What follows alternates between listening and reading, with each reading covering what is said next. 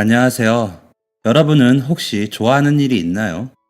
저는 남들이 들으면 우습다고 하겠지만 어릴 때부터 이상하게 글을 읽고 탐구하고 모르는 것을 알아가고 공부하는 것을 좋아했어요. 학교 가는 게 즐겁고 수업 시간이 재밌다고 한다면 저 같은 괴짜는 처음 본다며 주변에서 늘 짓궂게 놀리곤 하였습니다. 그렇다면 좋아하는 것을 포기하게 되었던 순간도 있나요? 저는 공부하는 것을 무척이나 좋아했지만 마음껏 할 수는 없었어요. 어릴 때부터 우리 집은 방 한 칸에 부모님과 제가 겨우 다리를 뻗어서 잠을 자야 하는, 말하자면 가난한 집이었습니다. 다른 부모님들이라면 아이가 책을 읽고 글을 좋아하며 기뻐하셨겠지만 저희 부모님은 제가 일 대신 공부를 하게 될까봐 늘 노심초사하였습니다. 책 읽는 걸 무척이나 좋아했지만 우리 집 형편에 책을 사주는 게 사치일 정도였으니까요. 우리 집도 원래부터 가난했던 것은 아니라고 합니다. 부모님 두 분 다 제가 태어나기 전에는 식당을 운영하셨다고 해요. 꽤 동네에서 인기 있던 곳이라 찾아오는 단골들도 많고 수입도 나쁘지 않았다고 합니다. 하지만 이를 시기한 건물 사장이 월세를 마구 올리더니 제가 태어날 때쯤 우리 집이 운영하던 식당 옆에 더 크고 저렴한 곳을 차려 손님을 다 빼앗아갔다고 했어요. 이미 올라간 월세 때문에 은행에 빚을 지고 있던 차라 자본을 이용해 영업하는 식당 앞에서 속수무책으로 당하기만 했다고 합니다. 결국 가게는 폐업하게 됐고 갚아야 할 빚만 잔뜩 늘어난 채 어머니는 다른 식당으로, 아버지는 근처 공장이나 공사장을 전전하며 생계를 꾸려 나갔습니다. 저는 부모님이 집에 안 계실 때면 집 밖으로 나가 무슨 글이든 닥치는 대로 읽었습니다. 극장의 영화 제목, 길거리의 간판들, 그리고 누군가 버린 신문지의 내용, 가끔 보이는 빵이나 과자 봉투 등. 그래서 국민학교에 들어갔을 때는 너무 기뻤습니다. 읽을 수 있는 것들이 정말 많았거든요. 학교에서는 별 노력 없이 늘 좋은 점수를 받았지만 어린 시절 늘 깨끗하고 단정하지 못하고 스승의 날에 카네이션 한 송이 가져오지 않는 학생은 선생님께 밉보이기 일쑤였습니다. 이유도 없이 차별받고 미움받는 일이 많았지만 저는 그런 무시에 익숙해 개의치 않았어요. 그렇게 고등학교 입학을 앞둔 어느 날 부모님께서 부르셨습니다. 성구야, 혹시 고등학교를 안 가거나 상고는 어떠니? 어머니, 고등학교가 어쩌면 제 마지막일지도 몰라요. 상고는 그도 그럴 게 제가 걸어서 갈 수 있는 가장 가까운 고등학교가 사립학교였어요. 공립이랑 큰 차이는 없을 거라고들 하지만 그래도 사립학교라는 것이 뭔가 더 돈이 많이 들 것 같은 이미지가 있잖아요. 그래서 우리 집은 입학 전부터 비상이 걸린 겁니다. 하지만 국민학교만 겨우 졸업했던 두 분은 아들에게 어쨌든 고등학교는 졸업하게 해주고 싶다는 생각이 있으셨어요. 그래서 썩 내키진 않지만 어떻게든 보내는 보자 하는 심정으로 고등학교에 입학하게 됐죠. 고등학교에 입학하면서 저는 더욱 열심히 공부했어요. 어쩌면 이게 제가 배움을 할 수 있는 마지막 기회가 될지도 몰랐기 때문이에요. 제대로 된 책상도 없는 집에서 공부하기가 무리라 저는 매일 1시간씩 일찍 등교해 혼자 공부하는 시간을 가졌어요. 주말에는 아버지가 일하시던 건설 현장을 따라 일을 도왔죠. 어떻게든 제게 주어진 이 기회를 놓치고 싶지 않았거든요. 소풍, 수련회, 수학여행, 저한테는 모두 사치였어요. 한 번도 참여해본 적이 없었죠. 아이들이 수학여행을 가는 날이면 저는 학교가 쉬는 김에 아버지를 따라 벽돌을 다루고 시멘트를 부었어요. 아이들은 오히려 그런데 참여하지 않는 저를 유별나다고 생각했죠. 매일 코피가 터질 정도로 일하고 공부하고 그런 삶의 반복이었어요. 덕분에 성적은 늘 1등을 유지했죠. 친구들은 제가 말하지 않은 비밀 과외나 교습소를 다닌다고 믿었어요. 그래서 저를 이기적으로 혼자만 공부하는 깍쟁이라고 생각했죠. 학교 수업에서는 한 번도 졸아본 적이 없어요. 그 시간이 아니면 제가 공부할 수 있는 시간도 배울 수 있는 곳도 없으니까요. 그런데 가난이 무서운 게 무엇인지 아세요? 사람들은 가난을 벗어나기 위해서 기를 쓰고 돈을 벌어요. 자기 몸이 상하는지도 모르고 말이죠. 그리고 그렇게 돈을 벌다가 결국은 몸이 상해요. 여기저기 아프기 시작하죠. 근데 돈이 아까우니까 참아요. 별거 아니겠지. 곧 낫겠지. 병원에 갈 돈이 아까워서 억지로 참는 거예요. 어느 날부터인가 어머니께서 계속 소화가 안 된다고 하셨어요. 속이 답답하다고. 나이가 드니까 이제 소화도 안 되네. 그렇게 웃어버리셨어요. 손가락과 발가락은 하도 바늘로 따서 피딱지가 안 잡고 답답하다며 가슴을 두드려서 가슴팍에도 멍이 드셨죠. 얼굴빛도 점점 안 좋아지고 살도 계속 빠지셨어요. 보다 못한 아버지가 큰 마음 먹고 병원에 모시고 갔는데 서울에 있는 큰 병원을 가보라고 하시더군요. 어머니는 곧 나을 건데 뭐하러 그런데 돈 쓰냐며 사양하셨어요. 하지만 아버지와 제가 억지로 모시고 갔죠. 췌장암, 그것도 이미 많이 전이가 되었다고 해요. 왜 진작 오시지 않았느냐고. 생존율이 5% 미만의 가장 무서운 암 중 하나래요. 아직 수술할 가능성이 있다고 해서 병원에 입원해 그 뒤부터 치료를 시작하셨어요.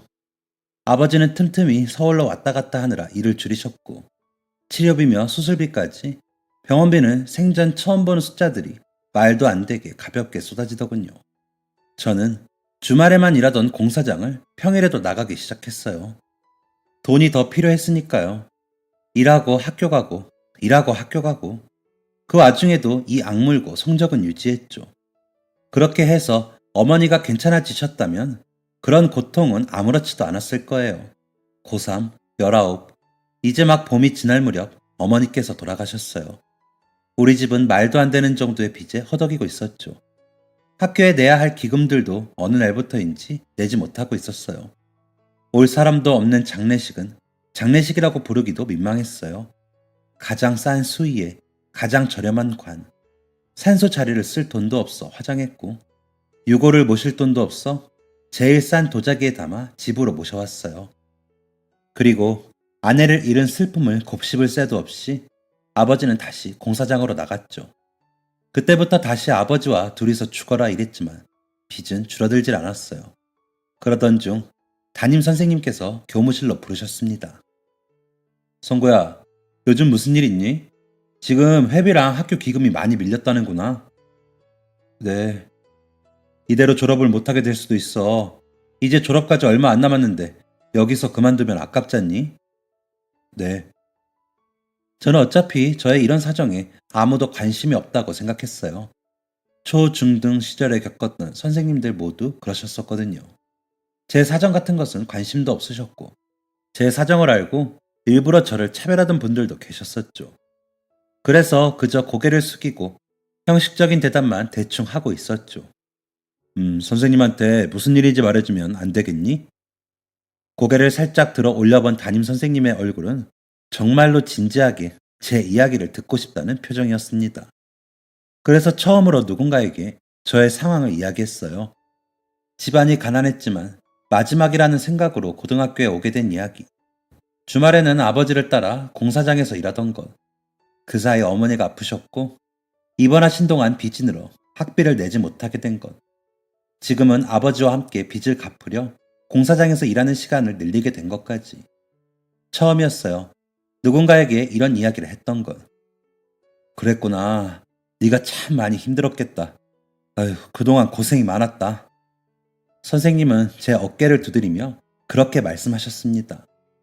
이런 이야기는 아무도 관심 없을 줄 알았는데 선생님께서는 제 이야기를 처음부터 끝까지 집중해서 모두 들어주셨습니다. 그리고 힘들었겠다, 고생했다. 제가 태어나서 처음으로 들어보는 말이었어요. 고생했다.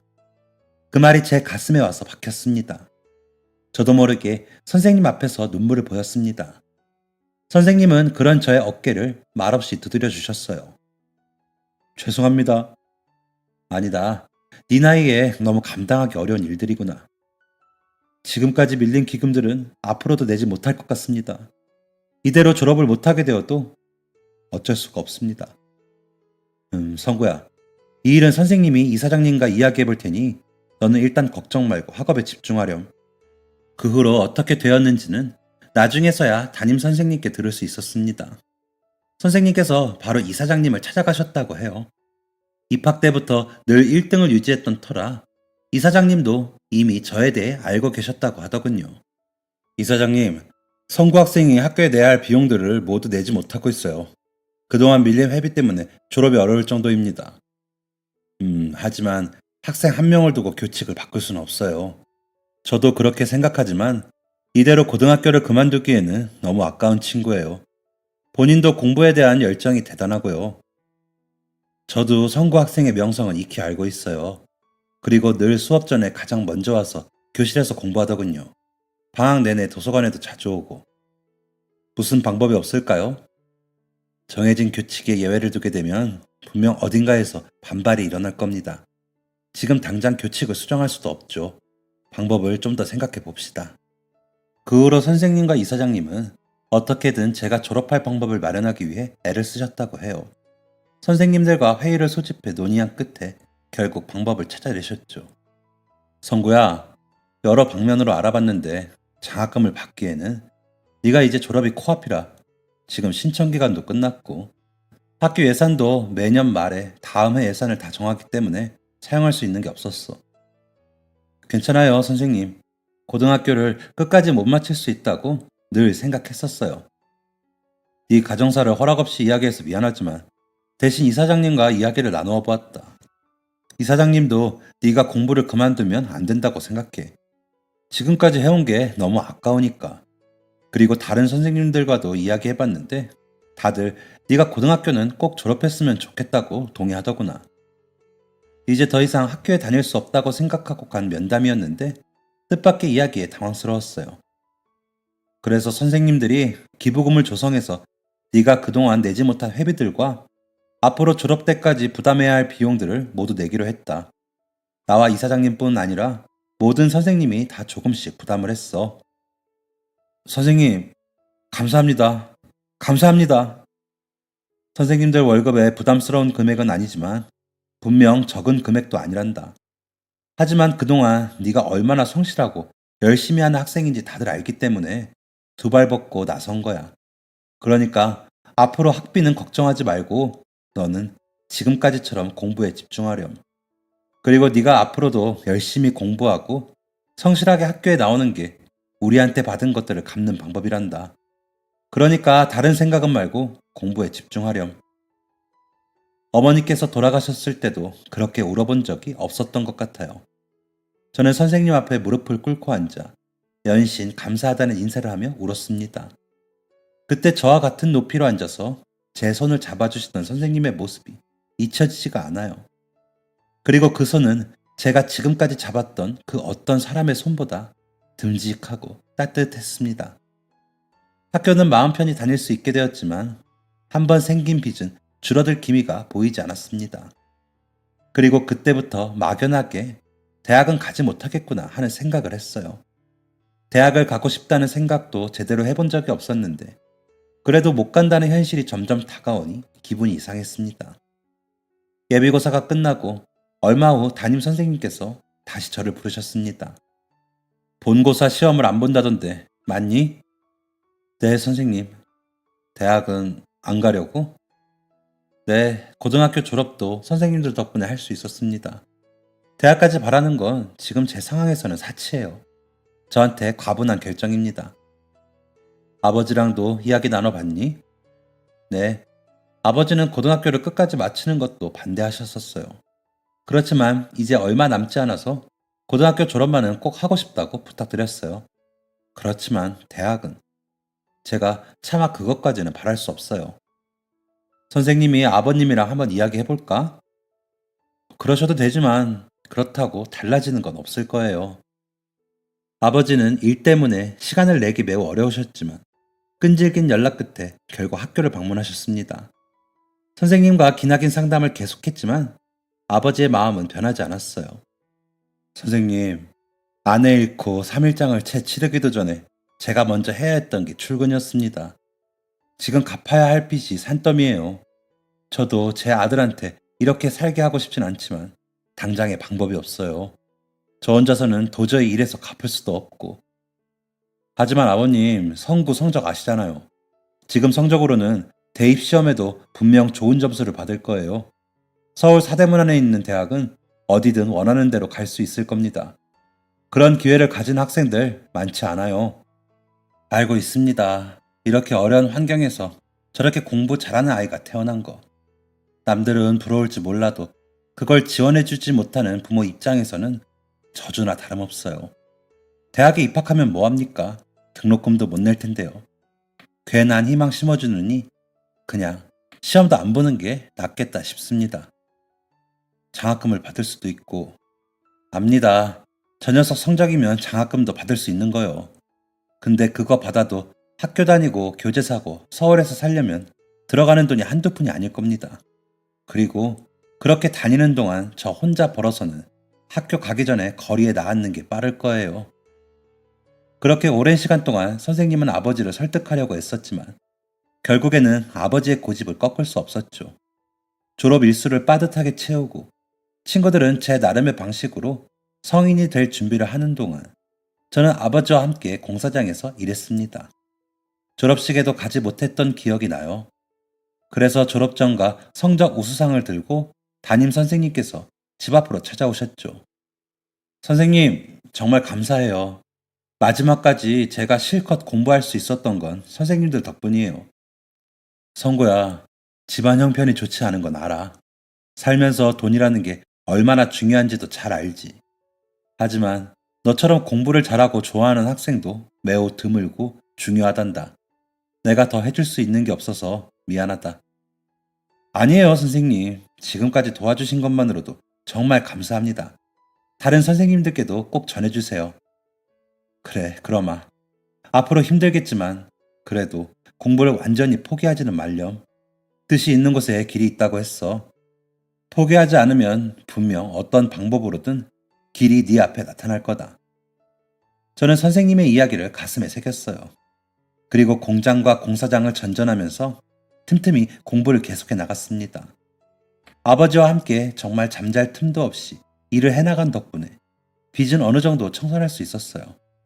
그리고 그해 겨울 다른 친구들보다 조금 늦었지만 아버지 몰래 대학 시험을 봤습니다. 예전만큼 집중해서 공부를 할 순 없었지만 그래도 선생님이 말씀하셨던 것처럼 공부를 놓고 싶진 않았어요. 그리고 결과 발표일 기대했던 것보다 훨씬 좋은 점수로 합격을 할 수 있었어요. 하지만 문제는 이때부터였죠. 이제부터 어떻게 할 것인가에 대해 고민이 시작되었거든요. 아버지에게 솔직하게 말할까? 대학에 가고 싶다고 이야기라도 꺼내볼까? 아니면 그냥 내가 이만큼 공부했구나 만족하고 앞으로도 모른 척 살아갈까? 우선 이 기쁜 소식을 알려드리려 오랜만에 모교를 방문했습니다. 선생님, 성구야, 어쩐 일이야? 오랜만이구나. 저는 이번 시험의 합격 사실을 선생님께 알려드렸습니다. 저 이번에 대학에 가려고 시험을 봤습니다. 정말이니? 아이고, 잘했다. 잘했어. 난 네가 그대로 포기하면 어쩌나 했어. 선생님 아니셨다면 공부를 계속 하겠다는 생각도 못했을 거예요. 다시 한번 감사합니다. 감사는 무슨, 노력과 선택은 온전히 네 몫이었는걸. 이건 네가 해낸 거야.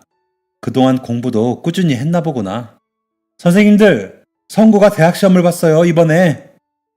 그러자 제가 들어올 때부터 무슨 일인지 궁금해 귀를 쫑긋하고 있던 교무실의 선생님들이 일제히 환호하기 시작했습니다. 와, 성구야, 축하한다. 대단해, 성구야. 일하면서 공부하기 쉽지 않았을 텐데. 선생님들은 네가 정말 대견하고 자랑스러워. 그리고 제가 왔다는 이야기에 이사장님도 교무실로 오셔서 축하를 해주셨어요. 장하다. 나는 늘 네가 성실한 아이라는 건 알고 있었어. 이렇게 계속 포기하지 않고 노력해줘서 고맙구나. 모두의 축하를 받고 선생님께서 저녁을 사주시겠다고 하여 우리는 삼겹살집에 갔습니다. 많이 먹어라. 내가 진작에 너에게 더 관심을 가졌어야 하는데. 아닙니다, 선생님. 지금까지 해주신 것만으로도 너무 감사해요. 그리고 또 상해드리고 싶은 게 있습니다. 저는 선생님께 대학 입학을 어떻게 할지에 대해 논의했어요. 그래서 너는 대학에 가고 싶은 거니? 솔직히 말하면 그렇습니다. 저는 배움을 더 하고 싶어요. 공부가 좋아요. 그리고 언젠가 제가 배운 것들을 이용해 제가 받은 은혜를 보답하고 싶습니다. 지금 네 성적이라면 장학금은 이미 확정일 거다.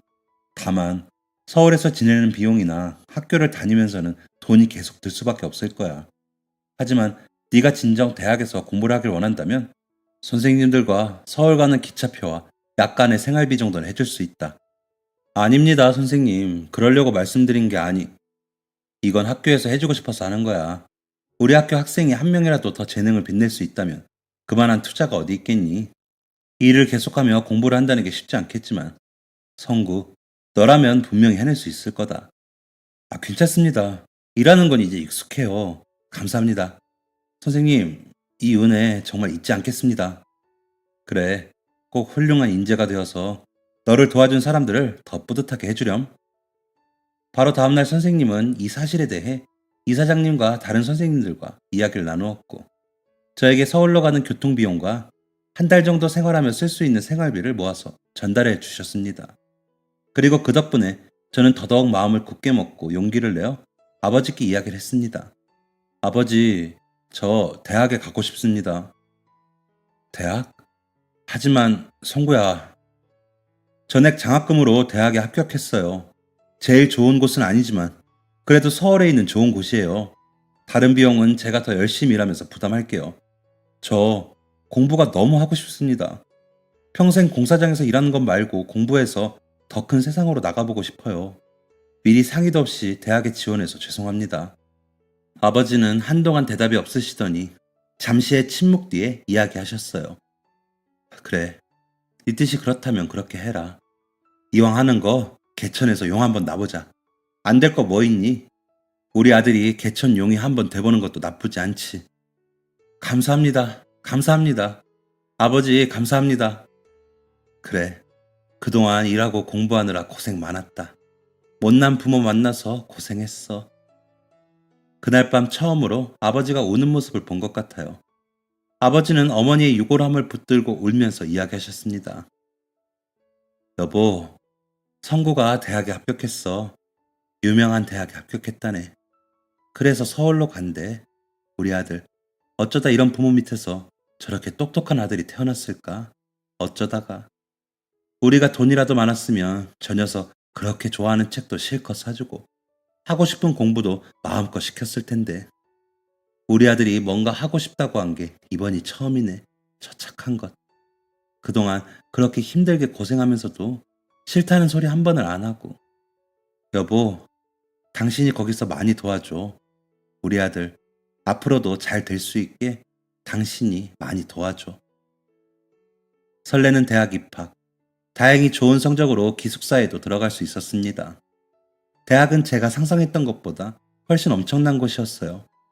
학교에 몇 개를 붙여놓은 건물들이 여러 개가 있었고, 이름도 익숙하지 않은 명품 가방이나 자동차를 운전하는 친구들도 있었어요. 지나가다 구경하기도 힘들었던 파란 눈의 외국인이 교수님으로 들어와 수업하기도 했습니다. 특히 대학교의 도서관은 제가 이제껏 봤던 곳 중 가장 많은 책이 있는 곳이었어요. 이곳에 있는 게 모두 꿈만 같았습니다. 당장 돈을 벌기 위해 이전처럼 공사장을 전전했습니다. 다른 친구들은 신입생이 된 기분을 마음껏 즐기는 사이 저는 학교 공부와 일을 반복하며 지냈어요.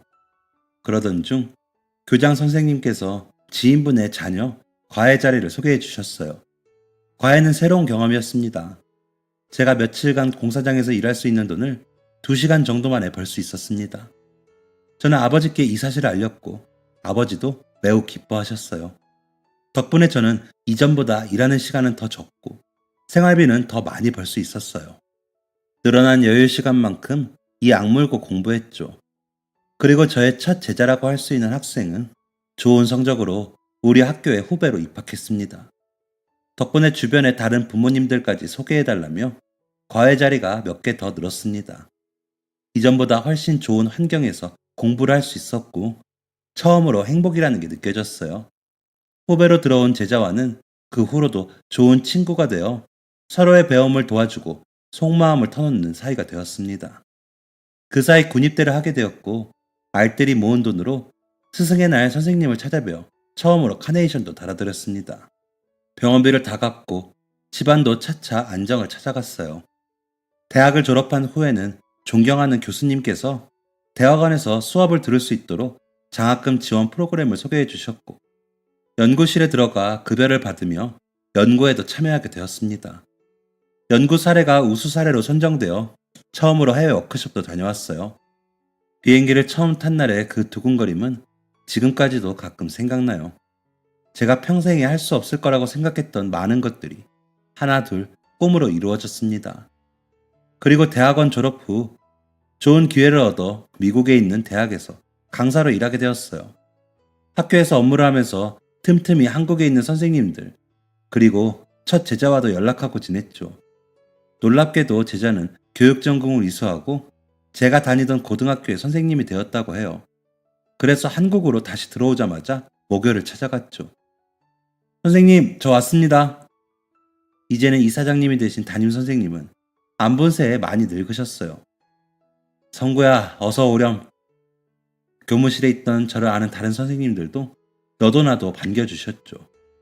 학교 곳곳에는 제 입학 내용이나 수석 졸업 이야기, 해외 연구 사례가 채택된 이야기까지 작은 지역 신문의 내용도 스크랩되어 붙어 있었습니다. 나는 성구 네가 이렇게 될 줄 알았다. 너처럼 공부를 좋아하는 애는 없을 거야, 아마. 아니에요, 선생님. 그때 선생님께서 저를 도와주시지 않았다면 지금 이런 기회도 다 없었을 겁니다. 돌아가신 이사장님도 늘 너를 자랑스러워 하셨어. 형, 이제 수업 끝났어? 방금 종례까지 마치고 오는 길이야. 한국은 아예 들어온 거야? 이번에 근처 대학에서 전임 교수 자리를 제안받아서. 이야, 잘 됐네. 축하해. 그 후 저는 학교 근처의 대학에서 교수 생활을 하며 모교에도 자주 왕래했습니다. 대학의 제안에 고등학교와 우리 대학 간의 멘토 프로그램도 만들고 아이들이 대학에 와서 어떤 수업을 하는지, 어떤 시설들이 있고 전공들이 있는지 체험할 수 있는 프로그램들도 함께 운영했어요. 제가 받았던 것들은 이거보다 훨씬 큰 것들이었지만 조금씩 갚아나가기 위해 노력했습니다. 하지만 외곽 지역은 많은 학교가 그러하듯 시간이 지날수록 학생 수가 줄어들었어요. 이전에는 학생들로 가득 찼던 교실이 이제는 절반도 채우지 못했고 어떻게든 재정난을 막아보려고 운동장을 반으로 잘라 문화센터를 만들어 지역 주민들을 모집했어요. 하지만 그것도 점점 한계에 다다랐습니다. 그렇게 시간이 흘러 점차 학교에는 제가 알던 선생님들이 사라지고 마지막으로 저의 담임 선생님이었던 선생님도 퇴임을 앞두셨습니다. 어쩌면 자네가 마지막 이사장일지도 모르겠어. 선생님, 그런 말씀 마세요. 맞아요, 이사장님. 어떻게든 학교는 지켜갈 것입니다. 아이들이 배움을 하는 공간이잖아요. 우리 학교가 없어지면 근처에 공부할 만한 학교는 1시간을 더 걸려 가야 해요. 그래도 이런 식으로 학생이 줄어들면 결국에는 학생들이 없으니 재단 예산도 예전 같지가 않아. 퇴임을 앞두고 이사장님의 걱정은 더욱 깊어만 갔습니다. 그리고 새로운 이사장으로는 저의 첫 제자이자 친구인 창호가 맡게 되었죠. 첫 근무지였던 곳에서 이사장까지 든 그도 학교에 대한 애정이 각별했어요.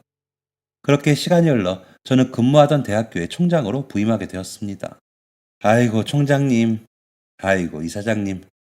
각자 21살, 19살로 만났던 저희는 어느새 나이 지긋한 어른이 되어 각자의 자리에서 높은 자리를 한 자리씩 맡게 되었어요. 새삼 세월의 무게가 느껴졌습니다. 그러는 사이 학교에는 더 이상 졸업생을 배출할 수 없을지도 모른다는 이야기가 돌았어요. 하하, 근처에 신도시가 생겨서 다들 가까운 데라도 그쪽으로 옮기려고 하나 봐. 이대로면 정말 학교 문을 닫아야 할지도 모르겠어. 저에게 처음으로 배움이라는 게 무엇인지 알게 해준 뜻깊은 장소였기 때문에 저는 더더욱 가슴이 아팠습니다. 그리고 이렇게 학교를 문 닫게 할 수는 없다고 생각했어요. 무슨 방법이든 내야겠다고 생각하며 이것저것 머리를 굴리기 시작했습니다. 오랜만에 들린 학교의 도서관에서 한 아이를 만났습니다. 아이는 방학인데도 불구하고 혼자 앉아 책을 읽고 있었어요. 너도 책 읽는 거 좋아하니? 네. 방학인데 학교 도서관에서 책을 읽다니 대단하구나. 대단한 게 아니에요. 그냥 우리 집은 놀러 갈 돈도 없고 학교가 아니면 책 읽을 곳도 없으니까 그래서 그런 것 뿐이에요. 이름이 뭐니? 지금 몇 학년이야? 윤태영이요. 지금 2학년이에요. 지난번 대학 교류 프로그램 때 봤어요. 거기 대학 총장님이시죠? 대학 교류 프로그램 때 왔었어? 우리 대학에 관심이 있니? 아니요. 어차피 돈이 없어서 대학은 못 가요. 졸업하면 아버지 따라서 일할 거예요. 그냥, 그냥 어차피 평생 갈 일 없는 곳이니까 한 번쯤 어떤 곳인지 구경이라도 해보고 싶었어요. 아이를 보니 어릴 적 제 모습이 떠올랐습니다. 그리고 한 가지 묘안이 생각났죠. 이사장님, 혹시 2학년에 윤태영이라는 학생 알아요? 아이, 그럼요. 지금 2학년 1등이 그 친구예요. 얼마 전 수학 경시대회에서 상도 받았고요. 그 아이 대학은 안 갈 생각이라던데. 집이 많이 어렵거든요. 우리 고등학교 입학한 것도 졸업생들 기부금 덕분에 다닐 수 있었고, 아버지께서도 졸업하면 바로 자기 따라서 일하라고 성하셔서요. 그의 성적이면 이름 있는 대학도 충분히 갈 수 있을 텐데. 그렇죠. 아이 중에 성적은 좋은데 입시 준비는 안 하는 친구들 꽤 있죠. 그렇죠. 말이 좋아 사립학교니 예전이랑 달라요. 특히 이 주변에 돈이 있는 친구들은 다들 주변 큰 도시나 서울로 가버려서 대부분 애들이 가깝거나 갈 만한 학교가 없어서 온 친구들이거든요. 그럼 혹시 아이들 입시비를 지원해주고 명문대 프로젝트를 해보면 어떨까요? 명문대 프로젝트요? 네. 좋은 대학으로 입시율이 높아지면 자연스레 주변 관심도 높아질 거고 졸업한 동문도 학교에 더 신경을 쓸 거예요. 그 후 저와 이사장님은 졸업한 동문을 몇 주씩이나 설득해 학교에 우수한 성적을 가졌지만 입시를 힘들어하는 학생들에게 입시 비용을 지원해주는 장학금을 조성했습니다. 처음엔 다들 기금을 많이 내려고 하지 않았어요. 하지만 저희는 포기하지 않았습니다. 멘토 프로그램을 이용해 아이들이 사교육은 받을 수 없지만 공부하면서 부족한 부분들을 보충할 수 있도록 도왔죠. 저와 이사장님은 각종 입시 트렌드를 발빠르게 파악했고 아이들이 좋은 대학에 갈 수 있도록 각종 전형에 대해 살펴보고 또 살펴봤어요. 기금 조성을 위한 동문들에게 연락도 멈추지 않았고요.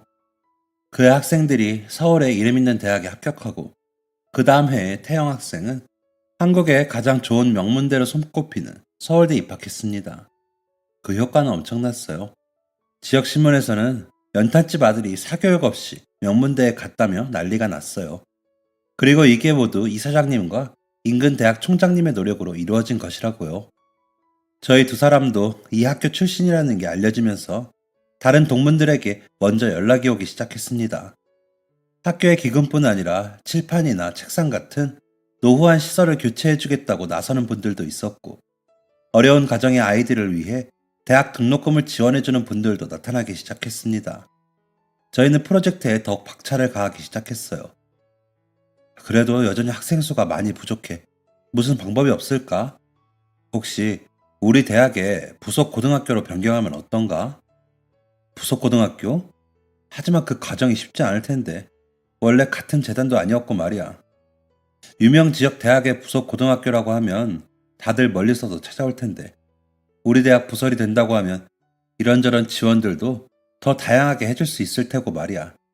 하지만 내가 총장이라고 해서 마음대로 정할 수 있는 부분이 아니니. 참, 나도 재단과 교수들과 함께 이야기해 보도록 하겠네. 그 후로 저는 학교에 관련된 모든 사람들을 만나러 다녔습니다.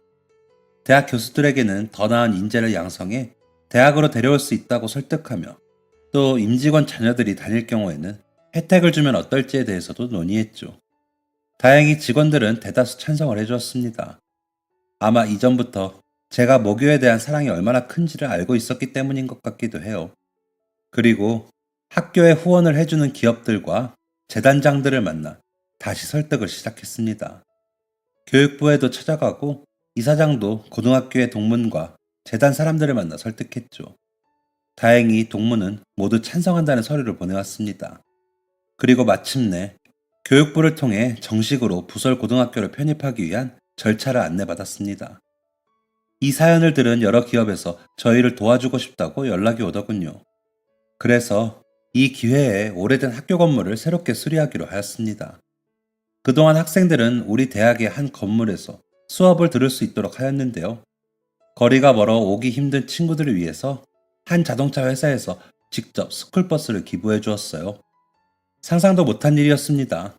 그저 제가 사랑했던 학교와 추억이 사라지지 않게 하려고 애썼던 것뿐인데 주변에서 이렇게 많은 사람이 그 간절함에 응답해 저를 도와주실 줄이야.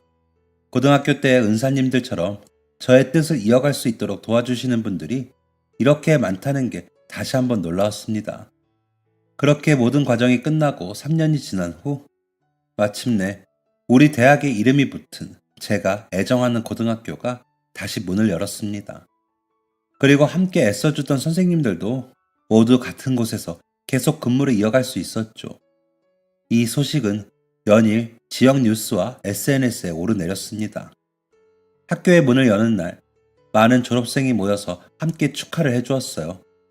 다들 각자의 자리에서 열심히 꿈을 이어가고 있는 모습을 보니 같은 동문으로서 너무나 뿌듯하고 감격스러웠습니다.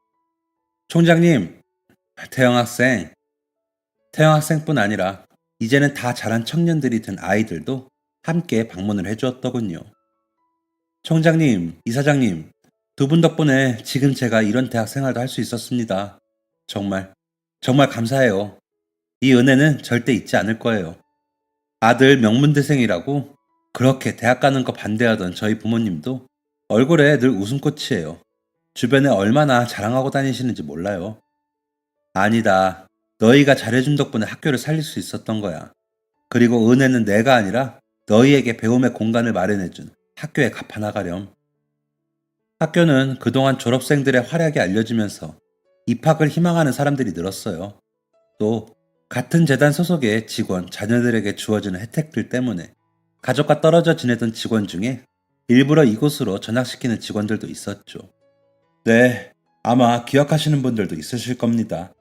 이전 이사장님이시자 지금의 제가 있을 수 있도록 해주신 너무나 감사한 은사님이 계세요. 그분과는 고3 때 담임과 제자로 처음 만나게 됐죠. 그때까지 저는 제 가난과 삶에 대해 누구에게도 이야기를 해본 적이 없습니다. 그리고 아무도 묻지 않았었죠. 하지만 그분은 달랐어요. 먼저 제게 다가오셔서 저에게 어떤 어려움이 있는지 물어보셨고 그것을 해결하기 위해 발벗고 함께 애를 써주셨어요. 제게는 절대로 잊을 수 없는 너무나 감사한 분입니다. 그분 덕분에 제 인생 전체가 달라졌다고 해도 과언이 아니에요. 저는 많은 동문과 학생들, 그리고 우리 재단 소속의 직원들 앞에서 연설을 이어갔습니다. 저는 은사님께 약속했습니다. 제가 배운 것들을 이용해 꼭 보답하겠다고요. 남들보다 더 열심히 노력하고 애쓰고 늘 그분이 제게 해주신 감사한 일들을 떠올리며 노력했습니다. 지금은 몇 해 전에 돌아가셔서 이 자리에 함께할 수 없지만 제가 이룬 모든 영광은 모두 그분의 몫입니다. 또 공부는 모든 아이에게 평등해야 합니다. 유일하게 모두에게 공평하게 주어진 기회가 바로 공부라고 생각합니다. 돈이 많은 친구들은 학원이나 과외로 좀 더 앞서 나갈 수 있겠죠. 하지만 저처럼 가난한 집안에서도 우수한 성적으로 더 큰 기회를 마주하게 될 수도 있습니다. 하지만 저 역시 누군가가 도와주었기 때문에 가능했던 일입니다. 그래서 여유가 없는 아이들도 마음껏 공부하고 기회를 얻을 수 있도록 새로운 장학금을 설립했습니다. 장례에서는 박수가 터져 나왔습니다. 저는 저를 도와주었던 감사한 은사님의 이름으로 장학금을 만들었어요. 앞으로 우리 학교에 다니는 학생 중 학업의 뜻이 있지만 가정 환경 때문에 어려움을 겪는 아이들에게 지원할 방법이었습니다.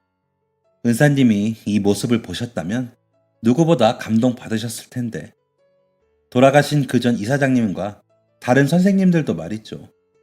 그 점이 매우 아쉽지만 비록 하늘에서라도 그분들이 보시고 아, 우리 제자 참 잘 키웠다 하면서 뿌듯하게 바라보셨으면 좋겠습니다.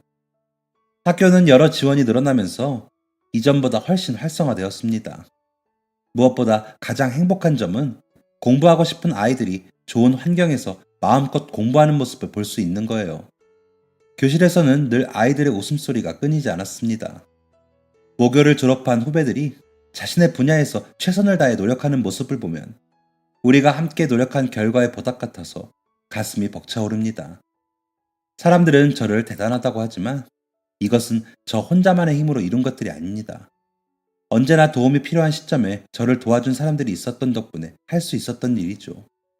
그리고 또 한 가지, 지금 내가 하는 공부가 마지막일지도 모른다고 생각하고 언제나 매 순간 최선을 다했던 저 자신의 노력과 끈기 덕분이기도 합니다. 공부를 너무 좋아해 포기하지 않았고 계속 해나갔던 어린 날의 저 자신이 저는 가끔 대견해집니다. 혹시 이 사연을 듣고 계신 분 중에도 좋아하는 일이 있는데 포기해야 하는 이유가 있었나요? 그래서 혹시 포기했나요? 아니면 포기할까 망설이고 있나요? 제가 감히 포기해라 하지 마라 할 자격은 없지만 그래도 정말 좋아하는 일이라면 마지막으로 한 번 더 지금 이 기회가 마지막이라고 생각하고 한 번만 더 이 악물고 달려들어 보면 어떨까요? 제가 공사장을 전전하면서 코피가 터져가면서도 아침에 늘 1시간 일찍 학교에 와서 공부하고 주어진 시간에 늘 전력을 다해 공부했던 것처럼 지금 정말 좋아하는 일이 있다면, 너무 간절한 일이 있다면 딱 한 번만 더 온 힘을 다해 부딪혀보는 건 어떨까 싶어요. 혹시 모르잖아요. 그 뜻에서 어떤 길이 열릴지 말이에요. 긴 이야기 들어주셔서 감사드립니다. 지금까지 사연 들어주셔서 감사합니다. 사연이 재밌으셨다면 구독과 좋아요를 눌러주세요. 감사합니다. 안녕히 계세요.